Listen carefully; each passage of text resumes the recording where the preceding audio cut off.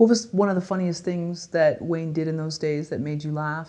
Oh man, you know, we did so many shows.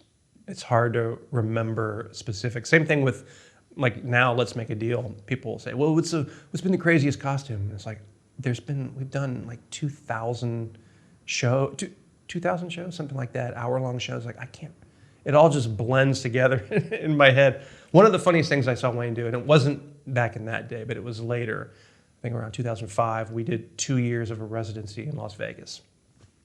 And the audience was enjoying the show, except for one African-American man sitting right in the middle, who was just this.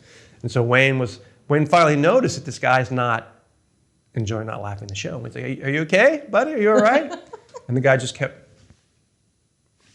So then Wayne walked out, crawled over the front 3 rows, over to where he was, and put his arm around him. And then our keyboard player, Cat Gray, started playing music, and he started singing a song about, Daddy, all I ever wanted was your approval. And then sang this like song about this was his daddy, he could never get approval. And the audience is dying, and the guy finally cracked a smile. Oh, that was one of my favorite Wayne moments, seeing him go out there and just take that risk of like, I'm just gonna sit in the man's lap and sing to him until he smiles.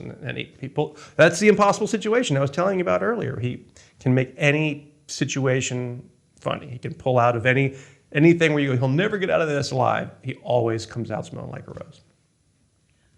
Were Vegas audiences more enthusiastic? You know, a lot of what I've been so shocked of going to Vegas recently is people from all over, whereas I think the old Vegas was a different energy. The audiences in Vegas were good. The best audiences ever are going to be in a dirty club with low ceilings and dark, and people are coming in and it's a late show and you feel like you're seeing something you're not supposed to see. Like, this is a special thing and tickets are like $5 and everyone's packed in. Those are the best audiences always. Even comedy clubs, when we have done improv at comedy clubs, are better audiences than a theatrical setting like Vegas or other places, just because of the energy and the excitement. But the audiences were great in Vegas. How did you come to the decision to move to Los Angeles? I was in Orlando. I'd got my SAG card there there was a while where Orlando was like, hey, is Orlando going to be a new up-and-coming? Nickelodeon made a lot of its programming there. I did an episode of Clarissa Explains It All, and then I did an episode of Sequest. Got my SAG card, and so I was like, well, I'm 25. It's a good time to do it. So got in my car and drove out to LA. I knew one person, a guy named Dee Baker, who is actually a big voiceover artist who's done a lot of the Star Wars stuff. Stayed in his apartment for a little while, got a 1-bedroom studio place, and within 6 months I booked 2 commercials, and I haven't had to have a job except for acting since then. And I'm thinking, so that's the dial-up was around, and they didn't, because it was 95, was it? 95, yeah. 95, okay. And they didn't have Actors Access or Breakdown Services, or did they? No, they had Breakdown, but it was faxed every day.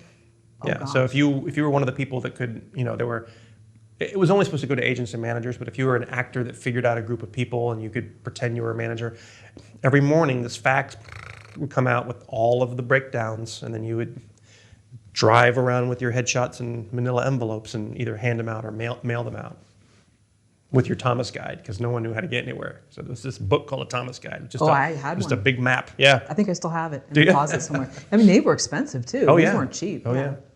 And NoHo wasn't NoHo then. No. That was where a lot it was, oh no. right, pretty much. Yeah. When the improv group from Orlando with Wayne moved out here, we were called the House Full of Honkies, which was actually funny because Wayne was in it. And when Wayne left and we were still the House Full of Honkies, it was just weird.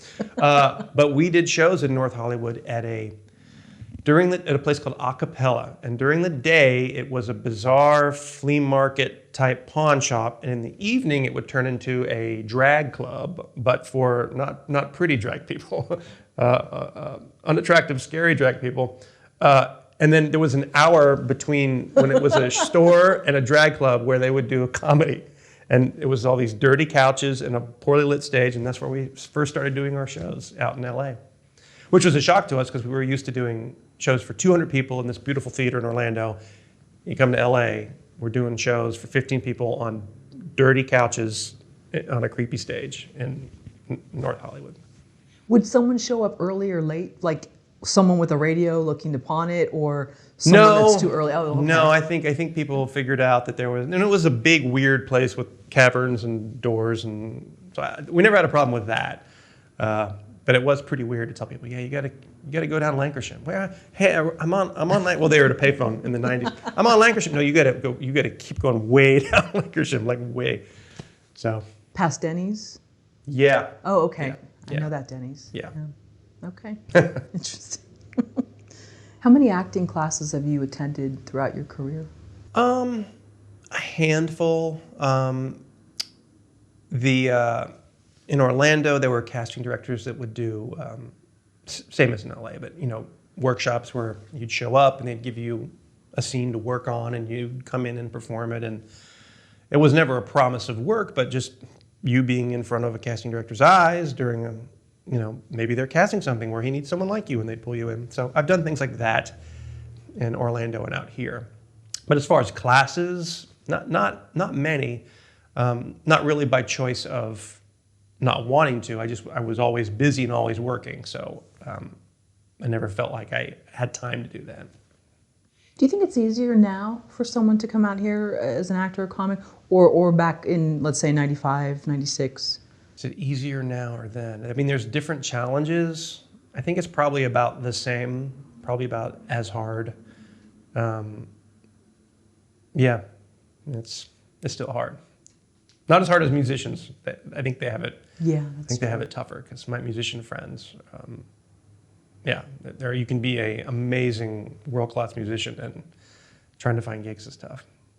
And at that time too, well, the Sunset Strip had sort of died in because grunge came along, and so. Yeah. But I just was caught the tail end, and I would see all the flyers, and the bands would walk up and down, and it was an event. Yeah. It's definitely harder now, I think, to make a living as an actor in LA. I don't think it's any harder to get television and commercial work, but I think that the money you make is much less now than it was in the 90s when I started. Is that because they do buyouts?